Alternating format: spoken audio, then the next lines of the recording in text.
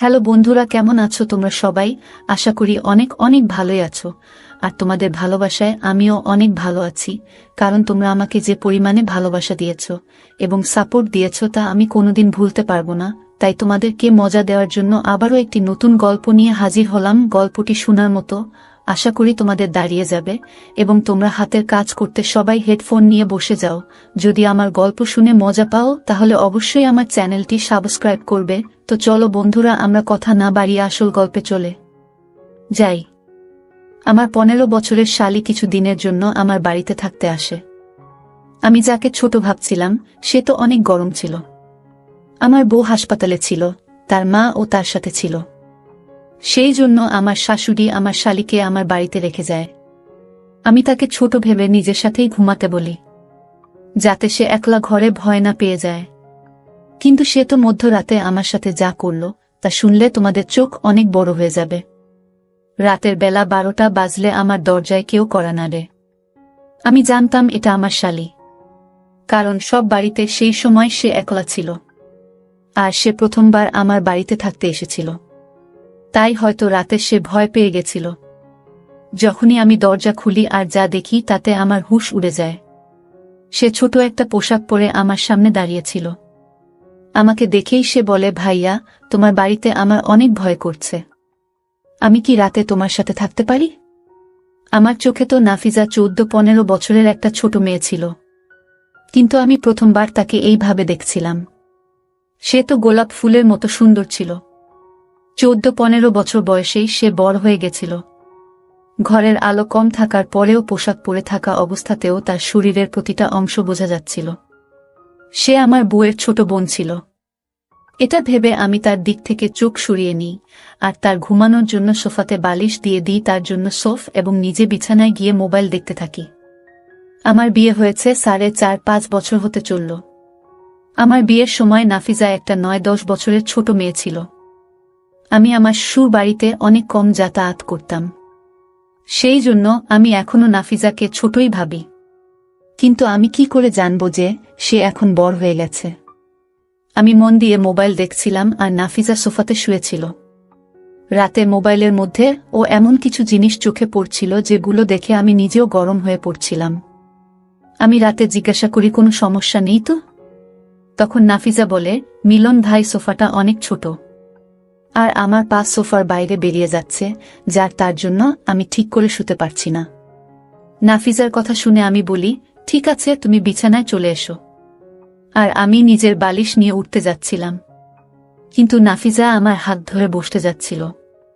কিন্তু নাফিজা আমার হাত ধরে আটকে দেয় আর বলে, মিলন ভাই, তুমি কি সারা রাত বসে থাকবে?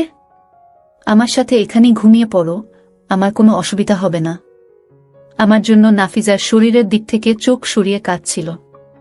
আমার চোখটা সরিয়ে রাখাটা ভীষণ মুশকিলের কাজ। অনেক কষ্টে নাদিয়ার কথা শুনে অন্যদিকে ঘুরে শুয়ে পড়ি আর মোবাইল দেখি। আমি বুঝতে পারিনি কখন ও আর আমি ঘুমিয়ে পড়েছিলাম। আমার ঘুমানোর কিছুক্ষণ মাত্র হয়েছিল আর হঠাৎই আমার চোখ খুলে যায় আর আমার শরীরের লোমগুলো শক্ত হয়ে যায়। আমি ভাবতেও পারিনি যে যাকে আমি একটি কম বয়সী মেয়ে মনে করছিলাম সে তো অনেক গরম। প্রতি মুহূর্তে আমার মনে কেমন যেন গরম সৃষ্টি হচ্ছিল।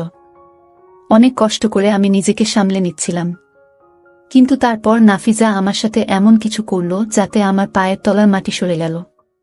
আর না চেয়েও আমি তার কথা মেনে নিতে বাধ্য হয়ে গেলাম। আমার আর লিমার বিয়ে হয়েছে 5 বছর হলো। এই 5 বছরের মধ্যে এমন একটাও দিন ছিল না যেই দিন লিমা আমাকে খুশি রাখার চেষ্টা করেনি। সে সবসময় আমাকে খুশি রাখার চেষ্টা করত। আমার আর লিমার প্রথম কলেজে দেখা হয়েছিল। আমাদের ভালোবাসার সম্পর্ক বাড়তে বাড়তে বিয়ে অবধি পৌঁছে যায়। যখন আমি লিমার কথা বাড়িতে জানাই তখন আমার মা এই বলে মানা করে দেয় যে বংশের বাইরের কোনো মেয়ের সাথে বিয়ে দেওয়া সম্ভব নয়। কিন্তু আমার আর লিমার ভালোবাসা এতটাই এগিয়ে গেছিল যে সেখান থেকে পিছিয়ে আসার আর কোনো রাস্তা ছিল না। তাকে ছাড়া এক মুহূর্ত থাকার কথা আমি ভাবতেও পারি নাই। আমি তোটাই এগিয়ে গেছি, তাকে একটা সময়ের জন্য ভুলতে পারতাম না। আমরা দুইজনের ভালোবাসার সমস্ত সীমারেখা পার করে দিয়েছিলাম। সমস্ত রকম সম্পর্ক আমাদের মধ্যে তৈরি হয়ে গেছিল। কলেজে যাওয়ার পরে আমরা দুইজনে একে অপরের হাত ধরে বাইরে বেরিয়ে যেতাম আর কলেজে পাশে তৈরি হওয়া ছোট ছোট হোটেলে নিজেরা সময় পার করতাম। আমি নিজের মাকে রাজি করার অনেক চেষ্টা করেছিলাম, কিন্তু সে কোনোভাবেই এই বিয়েতে রাজি ছিল না। আর আমি লিমার সাথে পালিয়ে গিয়ে বিয়ে করে নিই। যখন আমার মা বাবা এই বিয়ের কথা জানতে পারে তখন তারা আমাকে বাড়ি থেকে বের করে দেয়। আমি তখন কোনো চাকরি করতাম না, আর না কোনো উপার্জন ছিল আমার। আর যখন লিমার পরিবার এই কথা জানতে পারে তখন তারাও আমাদের বিয়ে মেনে নেয় না। তার কারণ ছিল আমি তখনও বেকার ছিলাম, আমার নির্দিষ্ট কোনো উপার্জন ছিল না। অনেক কষ্টে আমি লিমার বাড়ির লোকদের রাজি করাই, কিন্তু লিমার বাড়ির লোকে আমাদের সাথে মেলামেশা বন্ধ করে দেয়। অনেক দিন পর্যন্ত আমি আর লিমা অনেক কষ্টে জীবন যাপন করেছি, কিন্তু যখন আমি চাকরি পাই তখন আমার অবস্থা কিছুটা ভালো হয়। তখন লিমা নিজের বাড়ির লোকেদের সাথে মেলামেশা শুরু করে, কিন্তু আমি তাদের একদম পছন্দ করতাম না। কারণ যখন খারাপ সময় ছিল তখন তারা আমার কথা ভাবেনি, আমাকে আপন করে নেয়নি। সেই জন্য আমি লিমার বাড়িতে খুব একটা যেতাম না, হয়তো বছরে একবার বা দুইবার যেতাম। সেই জন্য আমি লিমার বোন নাফিজাকে ভালোভাবে কখনো দেখিনি, আর তার সাথে খুব একটা কথা হতো না। সেই জন্য বুঝতে পারিনি এখন সে 14-15 বছরের সুন্দরী মেয়ে হয়ে গেছিল। আল্লাহ আমাকে অনেক দিন ভালো সময় থেকে দূরে রেখেছিল, অনেক চিকিৎসা থেকে দূরে রেখেছিল আমাকে। এখন আমার ভালোবাসার মানুষ লিমা এখন সন্তানের মা হতে চলেছে। আমার পরিবারে তো কেউ ছিল না, সেই জন্য বাধ্য হয়ে লিমার মাকে ডাকতে হয়েছিল। যখন আমরা লিমাকে নিয়ে হাসপাতালে গেলাম তখন তারা বলল যে 2 দিন তাকে হাসপাতালে থাকতে হবে। গর্ভবতী থাকাকালীন সময় সে অনেক দুর্বল হয়ে গেছিল, সেই জন্য তার কাজটা একটু কঠিন ছিল। লিমার বাবা কোনো কাজে শহরের বাইরে গেছিল, সেই জন্য লিমার মা তার বোনকে আমাদের বাড়িতে রেখেছিল, কারণ সে তাকে একলা ছাড়তে চাইছিল না। আমি অনেক দিন পরে লিমার বোন নাফিজাকে দেখছি, আর আমি তাকে দেখে অবাক হয়ে যাই। আমি তো লিমার সৌন্দর্যের জন্য পাগল ছিলাম, কিন্তু তার ছোট বোন তো তার থেকে অনেক বেশি সুন্দরী ছিল। নাফিজাকে দেখে আমি লিমাকে ভুলে গেছিলাম। লিমা না থাকা কালীন অবস্থায় নাফিজা ঘরের সব কাজ অনেক ভালোভাবে করত, আর এমনটা মনেই হতো না যে লিমা বাড়িতে নেই। সে সারা বাড়ি পরিষ্কার করে ঘুমানোর ব্যবস্থা করছিল। তখন আমি ও নিজের ঘরে চলে গেলাম, কিন্তু কিছুক্ষণ পরে যখন দরজায় কড়া নাড়ার আওয়াজ শুনতে পেলাম তখন আমি বুঝে গেছিলাম যে নাফিজা এসেছে, হয়তো তার কোনো জিনিসের প্রয়োজন। কিন্তু আমি এটা একদম জানতাম না যে নাফিজা অন্য কোনো উদ্দেশ্য নিয়ে এসেছে। প্রথমে সে সোফায় আরাম করে বসে যায় আর বললে আমার নিজেকে অনেক একা একা মনে হচ্ছে, কারণ আমি এই বাড়িতে একদম নতুন। সেই জন্য আমি ভাবলাম যে আপনার ঘরে গিয়ে রাতে থাকব। আমি নাফিজাকে বললাম যা করেছ ভালো করেছ, তুমি এখানে চলে এসে ভালোই করেছ। এটাকে তুমি নিজের বাড়ি মনে করতে পারো, তুমি এখানে নিজের মতো করে থাকতে পারো। কিন্তু নাফিজাকে এইভাবে পোশাকটি পরতে দেখে আমার চোখ বারবার তার শরীরের দিকে চলে যাচ্ছিল। সে আমার চোখের দিকে তাকিয়ে অনেক শান্তভাবে কথা বলছিল। সে অনেক আস্তে আস্তে আমাকে বলছিল যে সে যখন আমাকে প্রথমবার দেখে তখনই আমাকে তার পছন্দ হয়ে যায়। তখন সে মাত্র 9 বছরের ছিল। সে বলছিল যে আমাকে দেখে তার দিদির পছন্দের প্রশংসা করতে ইচ্ছা করছিল, আর সে অনেক খুশি ছিল এই ভেবে যে তার দিদির ভাগ্য অনেক ভালো। নাফিজা বলতে থাকে সেই দিনের পর থেকে সে আমাকে পছন্দ করতে শুরু করে, আর সে প্রার্থনা করত যে তার জীবনে আসা মানুষটাও যেন আমার মতো হয়। নাফিজা আমার সাথে কথা বলতে বলতে নিজের পোশাকটির ফিতার সাথে খেলতে শুরু করে। সে বলছিল আমার সুন্দর চোখ তার সব সময় মনে করত। সে বলে সে অনেকবার আমার জন্য তার বাবার সাথে ঝগড়াও করেছে, কারণ সে চাইতো তার বাবা যাতে আমাকে ক্ষমা করে দেয়, তাকে আপন করে নেয়, কারণ সে আমাকে দ্বিতীয়বার দেখার জন্য পাগল ছিল। আমার সাথে কথা বলতে বলতে সে সোফায় শুয়ে পড়ে, আর আমি অনেক কষ্টে তার দিক থেকে চোখ সরিয়ে মোবাইল দেখতে থাকি। ঘরের পরিবেশ হঠাৎই অনেক বেশি গরম হয়ে যায়। নাফিজা অনেক গরম ছিল, যে আমাকে ভিতর থেকে অনেক গরম করছিল। আমি তো তাকে একটা ছোট মেয়ে ভেবেছিলাম, কিন্তু তার শরীর তো যে কাউকে পাগল করে দেবে। আমার চোখ কিছুক্ষণ পর পরই নাফিজার দিকে চলে যাচ্ছিল। যখন তাকে আমি একটু অস্থির দেখি তখন তাকে জিজ্ঞাসা করি, কি হয়েছে নাফিজা? সে বলে এই সোফাটা অনেক ছোট, তাই আমি এখানে ঠিক করে শুতে পারছি না। এই কথা শুনে আমি তাকে বলি যে তুমি বিছানায় চলে আসতে পারো, আর সোফায় আমি শুয়ে পড়ছি। সে যখন বিছানার দিকে আসতে থাকে বিছানার দিকে আমি বিছানা থেকে উঠে যাই। নাফিজা তখনই আমার হাত ধরে নেয় আর বলে, মিলন ভাই, তোমার চিন্তিত হওয়ার কোনো কারণ নেই, এটা তো তোমার ঘর। আমি বিছানার একদিকে শুয়ে পড়ছি আর অন্যদিকে আপনি শুয়ে পড়ুন। নাফিজার এই কথা শুনে আমি অবাক হয়ে যাই, কিন্তু আমি আরাম করতে চাইতাম। সারা দিন লিমার জন্য আমি হাসপাতালে অনেক দৌড়াদৌড়ি করেছি, সেই জন্য আমি বিছানার একদিকে শুয়ে পড়লাম আর নিজের মোবাইল দেখতে থাকি। নাফিজা থাকার জন্য গরম সামলে রাখা আমার জন্য ভীষণ মুশকিল হয়ে দাঁড়িয়েছিল। মোবাইল দেখতে দেখতে কখন ঘুমিয়ে পড়েছিলাম বুঝতেই পারিনি আমি। ততক্ষণ আমি আমার চোখ খুলি তখন মনে হয় কেউ আমার শরীরের উপরে হাত রেখে আছে। যখন আমার হুঁশ আসে তখন আমি বুঝতে পারি যে নাফিজা আমার অনেক কাছে শুয়ে আছে আর তার হাত আমার শরীরের উপর আছে। আমার মনের মধ্যে ঝড় উঠে গেল। নাফিজা জেনে বুঝে আমার গরমকে বাড়িয়ে দিছিল। সে তার কথায় আগেই বলেছিল যে সে আমাকে পছন্দ করে, আর রাতের অন্ধকারে সে এইভাবে আমার এত কাছে। এটা দেখে এটা তো প্রমাণিত ছিল যে তার মনে আমার জন্য অনেক কিছু আছে। আমি একটা ছেলে, অনেক চেষ্টা করার পরে নাফিজার কাছে যাওয়া থেকে নিজেকে আটকাতে পারিনি, আর আমিও তার কাছে চলে যাই। এমন মনে হলো নাফিজা যেন এর জন্যই অপেক্ষা করছিল। নাফিজা যখনই বুঝতে পারে যে আমি তার জন্য অনেক গরম, আমার যখন সমস্ত রকম সম্পর্ক তৈরি হয়ে যায়, দুইজনেরই চাহিদা যখন পূর্ণ হয়ে যায়, তখন নাফিজা নিজের ফোনে আমার কয়েকটা ছবি তোলে। যখন নাফিজা আমার অনেক কাছাকাছি ছিল, আমরা পোশাক ছাড়াই ছিলাম। আমি নাফিজাকে বলি, এই রকমভাবে ফোনে ছবি তোলা উচিত নয়। কিন্তু তখন নাফিজা বলে, যখন আমি তার সাথে থাকব না তখন সে এই ছবিগুলো দেখে নিজেকে সান্ত্বনা দেব। আমি তার এক একটা সৌন্দর্যে পাগল হয়ে গেছিলাম। তার সব সৌন্দর্য আমাকে দিয়ে দিয়েছিল। তার নরম গোলাপের মতো শরীর আমাকে পাগল করে দিয়েছিল। আর আমি এটাও ভুলে গেছিলাম যে আমার বউ হাসপাতালে আছে, আর সে যে কোনো আছে, সে আমার সন্তানের জন্ম দিতে পারে। কিন্তু আমি কি করে জানতাম যে এটা আমার সব শেষ হবার শুরু ছিল। যখনই আমি হাসপাতালের জন্য রওনা দিই তখনই নাফিজা আমাকে ডাকে আর আমাকে ধরে আদর দিয়ে বলে, আমাকে কিছু টাকা দাও, আমি বাজারে যাব। নাফিজার কথা শুনে আমি তাকে 1000 টাকার 5টা নোট দিই, আর আমার কাছ থেকে টাকা পেয়ে সে অনেক খুশি ছিল। আমি তার মুখে একটা আদর দিয়ে হাসপাতালের জন্য রওনা দিই। আমি সারা রাস্তায় অনেক খুশি ছিলাম। যখন আমি হাসপাতালে পৌঁছাই তখন আমার বউয়ের অবস্থা অনেক খারাপ ছিল।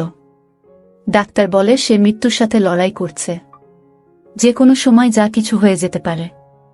লিমার মা অনেক বেশি চিন্তিত ছিল। এই কথা শুনে আমিও চিন্তিত হয়ে পড়ি।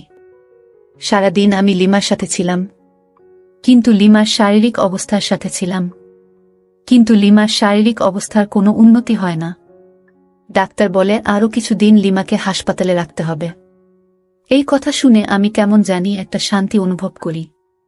যতদিন লিমা হাসপাতালে থাকবে ততদিন আমি নাফিজার সাথে সময় পার করতে পারব।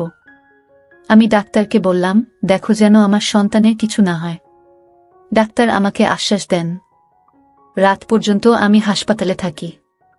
রাতের সময় আমি লিমার মাকে বলি যে নাফিজা বাড়িতে একা আছে, আমার বাড়ি চলে যাওয়াটা উচিত, কারণ হাসপাতালে লিমার সাথে একজন মহিলাই থাকতে পারবে।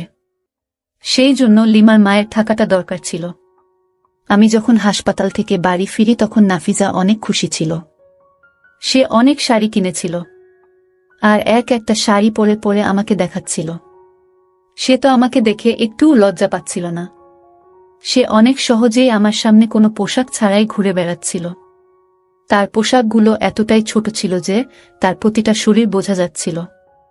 সে যখনই আমার কাছে আসতো তখন আমি সব হুঁশ হারিয়ে ফেলতাম। হঠাৎই সে আমাকে জিজ্ঞাসা করে, আমি কি দিদির আলমারি খুলতে পারি? আমি বলি, এটা জিজ্ঞাসা করার কি আছে, তোমার দিদিরই তো আলমারি। তখন সে বলে, তাহলে আমাকে চাবি দাও। আমি তাকে চাবি দিই আর সে আলমারির সব জিনিস দেখতে থাকে। আর যে সমস্ত পোশাক লিমা রাতে পরত সেগুলো বের করে আমাকে দেখাতে থাকে আর জিজ্ঞাসা করে, এর মধ্যে কোনটা তোমার পছন্দ? আমি একটা ছোট নীল রঙের পোশাক দেখাই আর বলি, এটা লিমাকে অনেক মানায়। এটা শুনে নাফিজা সেই নীল রঙের পোশাকটি নিয়ে ঘরে চলে যায়, আর অনেকক্ষণ পরে যখন সে ফিরে আসে তখন আমি তাকে দেখে অবাক হয়ে যাই, কারণ লিমার পোশাকটি পরে তাকে লিমার থেকেও বেশি সুন্দরী দেখাচ্ছিল। হঠাৎ সে আমার সামনে এসে হেসে আমাকে জিজ্ঞাসা করে, এই পোশাকটি পরে কাকে বেশি সুন্দর দেখাচ্ছে, আমাকে না দিদিকে? এটা শুনেই আমি তাকে ধরে আর ভালোবেসে বলি, এই পোশাকটি তোমাকে লিমার থেকেও অনেক বেশি সুন্দরী মনে হচ্ছে। আমি তার হাতে থাকা ফোনটা পাশে রেখে দিই আর তাকে ভালোবাসতে শুরু করি। তাকে সেই পোশাকটিতে দেখে আমি কোনোভাবেই আর নিজেকে সামলাতে পারি না। আমি জানতে আর নিজেকে আটকাতে পারি না। আমি ভাবতেও পারছিলাম না যে 14-15 বছরের একটা মেয়ে সুন্দরী কি করে হতে পারে। কিন্তু নাফিজা আমার ভাবনার থেকেও বেশি সুন্দরী ছিল। আর আমি প্রতিটা মুহূর্তে তার জন্য গরম হতে থাকি। সারা রাত এইভাবে পার করি আমি। পরের দিন সকালে যখন আমি হাসপাতালে পৌঁছাই তখন জানতে পারি যে আমার বউ একটা মৃত সন্তানের জন্ম দিয়েছে। এটা শুনে আমার অবস্থা খারাপ হয়ে যায় অনেক। আমার বউয়ের অবস্থা অনেক বেশি খারাপ ছিল। ডাক্তার তাকে ভালো করার সমস্ত রকম চেষ্টা করছিল। সন্ধ্যার দিকে সে যখন একটু ভালো হয়, ডাক্তার তখন তাকে হাসপাতাল থেকে ছুটি দিয়ে দেয়। আমি অনেক সাবধানে লিমাকে নিয়ে বাড়ি চলে আসি। লিমাকে দেখে নাফিজার মুখের রং কেমন একটা হয়ে যায়। সে অদ্ভুতভাবে লিমাকে দেখছিল আর একটা সময় সে ঘর থেকে বেরিয়ে যায়। আমি লিমাকে আস্তে আস্তে নিয়ে গিয়ে বিছানায় শুইয়ে দিই। লিমার মা আমাকে তার ওষুধের ব্যাপারে বোঝাচ্ছিল। আমি আর মা বারান্দায় গিয়ে বসি এবং লিমার মায়ের কথা শুনছিলাম। তখনই আমি নাফিজাকে লিমার ঘরে যেতে দেখি। আমি একটু ভয় পেয়ে যাই। তবে আমি জানতাম যে নাফিজা লিমাকে এমন কিছুই বলবে না। কিছুক্ষণ পরে নাফিজা ঘর থেকে বেরিয়ে আসে আর নিজের মাকে বলে, চলো মা, এইবার আমরা বাড়ি ফিরে যাই। আর তারা নিজেদের বাড়ি ফিরে যায়। আমি একবার নাফিজার দিকে তাকালাম যখন সে চলে যাচ্ছিল, কারণ আমি জানতাম আজকের পর থেকে আমাদের দেখা করা অনেকটা কঠিন হয়ে যাবে। কিছুক্ষণ পরে আমি ক্লাস নিয়ে আমার ঘরে গেলাম, তখন দেখি লিমা চুপ করে বসেছিল। আমি তাকে জিজ্ঞাসা করলাম, কি হয়েছে? কোনো ব্যাপার না, একটা সন্তান চলে গেছে তো কি হয়েছে, আমরা আবার দ্বিতীয় সন্তানের জন্য চেষ্টা করব। লিমা আমার দিকে তাকায় আর বলে, যেটা আমি হারিয়ে ফেলেছি সেটা দ্বিতীয়বার আর ফিরে পাওয়া সম্ভব নয়। তার এমন কথায় আমি অবাক হয়ে যাই। এই কথা শুনে আমি তার সামনে বসি আর বলি, এমন কথা তুমি কেন বলছো? তখন লিমা বলে, নাফিজা আমার নিজের বোন নয়, বরং সে আমার পিসির মেয়ে। পিসির মৃত্যুর পরে বাবা তাকে আমাদের বাড়িতে নিয়ে আসেন। কিন্তু ছোটবেলা থেকেই নাফিজা আমাকে ঘৃণা করত, কারণ বাড়িতে সব জিনিস আমার ছিল আর সে সেই সমস্ত জিনিস নিজের কাছে রাখতে চাইত যেগুলো আমার কাছে আছে। বাবা তাকে কখনো কোনো জিনিসের অভাব বুঝতে দেয়নি। তারপরেও সে অনেক হিংসে করত। তার চোখ সেই সমস্ত জিনিসের উপরে থাকত যেগুলো বাবা আমার জন্য আনত, যেগুলো আমি পছন্দ করি। যখন আমার তোমার সাথে বিয়ে হয় তখন তুমি মামাদের বাড়িতে বেশি যেতে না। তখন আমি শান্তি পেতাম যে সে তোমার উপর অন্তত চোখ দেবে না। কিন্তু আমি বুঝতে পারিনি যে সে আমার অনুপস্থিতিতে এত কিছু করবে। লিমা আমাকে বলছিল, নাফিজা যাওয়ার আগে লিমাকে সেই সব ভিডিও দেখিয়ে গেছে আর সব ছবি ও দেখিয়েছে যেখানে আমরা দুইজন একসাথে ছিলাম। লিমার মুখে ওসব কথা শুনে আমি আশ্চর্য হয়ে যাই। নাফিজা সবকিছু ইচ্ছা করে করেছিল আর আমি তার হাতের পুতুল হয়ে গেছিলাম। লিমার চোখে আমার জন্য শুধু ঘৃণা ছিল। সে তার সন্তান ও হারিয়ে ফেলেছিল, তার স্বামী ও এমন। আমি লজ্জায় তার সামনে মাথা নিচু করেছিলাম। তখন লিমা বলে, নাফিজা যেতে যেতে তার কাছ থেকে নীল রঙের পোশাকটি চেয়ে নিয়ে গেছে, কারণ সেই পোশাকটি আমার থেকেও নাফিজার শরীরে বেশি ভালো মানায় বলে তুমি মনে করো। আমার এমন মনে হচ্ছিল যেন লিমার প্রতিটা কথা আমার মনে আঘাত করছিল। সময়ের নিষ্ঠুর পরিহাসের জন্য আমার সব জীবন নষ্ট হয়ে গেছিল। এখন জীবন নুইহে আমি আর কোনোদিন লিমার সামনে মাথা উঁচু করে দাঁড়াতেও পারব না, জীবন পার করতে পারব না। কিছু সময় পর নাফিজা আমাকে ব্ল্যাকমেইল করতে শুরু করে। সে প্রতিবার আমার থেকে অনেক টাকা নিত আর আমি না দিতে চাইলে আমার ছবি ভাইরাল করে দেওয়ার কথা বলতো। যে মেয়েকে আমি 14 বছরের ছোট মেয়ে ভাবছিলাম, সেই আমার জন্য কাল হয়ে দাঁড়ায়, যে আমার জীবন নষ্ট করে দেয়। আমার আর লিমার মধ্যে সম্পর্ক একদম নষ্ট হয়ে গেছিল, কারণ লিমা এখন শুধু আমাকে ঘৃণা করত। তার চোখে আমার জন্য শুধু ঘৃণা ছিল। সময় আর ভুল মানুষটি আমাকে কোথাও মুখ দেখানোর মতো অবস্থায় রাখে না। তাই বন্ধুরা, তোমাদের একটাই কথা বলতে চাইব, তোমরা কখনোই এই রকম প্রলোভনে পা দিবেন না। সময়ের সুখের জন্য নিজেদের জীবন নষ্ট করো না।